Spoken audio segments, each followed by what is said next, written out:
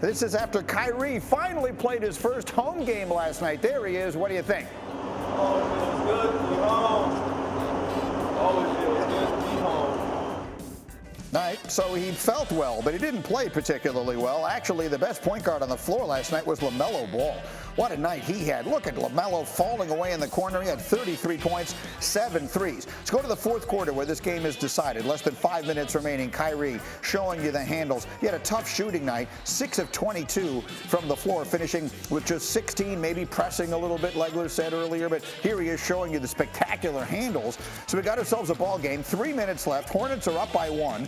Shot clock winding down. Cody Martin, the three off of 1 foot, knocks it down, and the Hornets take a 4-point lead. Now just over a minute left. Hornets lead is 2. They're going to work it around, and it will be Martin who winds up open in the corner. He drills the 3, and the Hornets make the plays late. They win it, spoiling the party for Kyrie Irving, 119-110. Kyrie? We know where we are in the standings, and we also know how much talent we have in that locker room, what we're capable of doing. So though this may look like a loss that could have easily been a win column for us, we'll just take our bumps and bruises and move forward.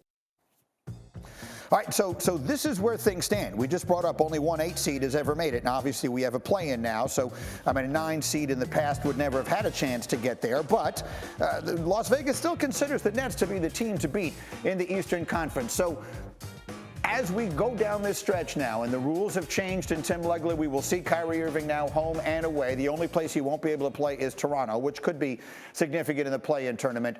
Where do you stack up the Nets, despite there being the 9th seed in the Eastern Conference?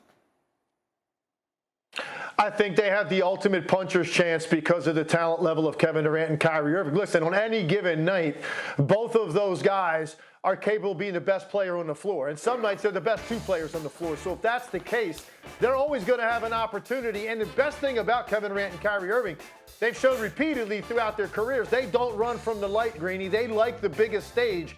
So do you really want to bet against them if you get into a one-and-done play-in format? I don't think anybody's going to bet against the Nets in that situation. And now, if you survive that, you get into the postseason.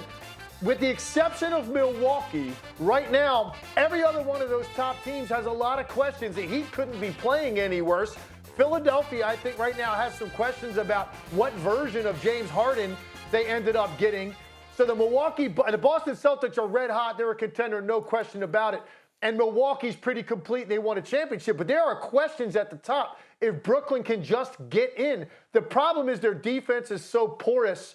You wonder if they can win a different way other than Kevin Durant and Kyrie Irving being sensational. Because if they're just okay, they can't stop anybody to get those grinded out type of wins. And that's the biggest problem with the Nets. But as long as those 2 guys run out of the tunnel, the Brooklyn Nets have a chance every single night they play. Well, a puncher's chance is a far cry from being the favorite, which, again, Vegas thinks that they are. And you just mentioned the Sixers. They lose to Phoenix last night. Now, look, you could look at this a variety of different ways. The Suns won their 8th straight game. They win that game last night. The Sixers had a 15-point lead, but they wind up blowing it. So they've lost a lot of leads. Losing to the Suns is certainly nothing to be ashamed of. Basically, everybody does. The Suns have been by far the best team in the NBA. But you just touched on it briefly. James Harden made 2 shots in 39 minutes last night. When they first made that acquisition, you were very high on it. You were certainly not alone. How worried should you be right now about the 76ers? I think the level of concern is rising as we speak. I really do, because when I watch James Harden certain nights, and last night was a great example of this, and look, you are playing one of the best defenses in the league, but he has an inability right now to get by the initial defender, and that's something he relies on because it sets up everything. It sets up the step-back 3. It allows him to get now clear of the guy guarding him into the paint, which draws people to him to make the passes more impactful to the corner 3, the pocket pass, the lob dunk.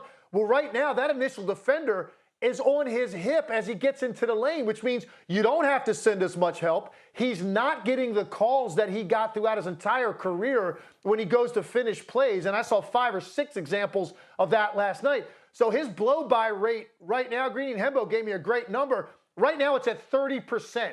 That puts him basically as a mediocre ISO player in this league. You go back to what he was doing in Houston when this guy was in the 90th percentile in the NBA for breaking down and getting by his initial defender. He just can't do that right now. I don't know if it's physically something is going on. It's the mileage on his legs over years of being utilized the way that he has. I don't know what it is, but when I watch him, it's clear he's not the same dominant offensive player that he was. And that should be absolutely concerning to the Philadelphia 76ers because that's the one element from their offense that's missing. And James Harden was supposed to provide it. And some nights it looks pretty good. But usually that's against the mediocre teams in this league. When he plays the elite defensive teams, James Harden is having a hard time right now. And that is what has people in Philadelphia very concerned about what they're watching. All right, so quickly, we've talked about the Nets and the Sixers, and of course, they were the teams involved in this huge trade, and they will be determined by how it goes from here. Which one do you have more faith in going deeper right now? Who's going deeper in the playoffs this year, the Nets or the Sixers? I would put more faith in Philadelphia because I do think when you have Tyrese Maxey and Tobias Harris as your third and fourth best players, you've got a pretty darn good team.